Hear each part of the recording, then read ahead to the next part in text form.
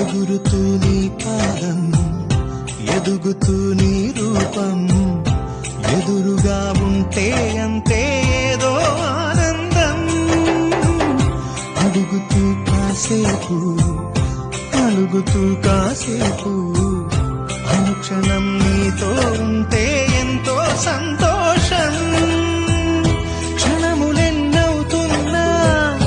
వయసు ఎంతొస్తున్నా పాపవే పాపవే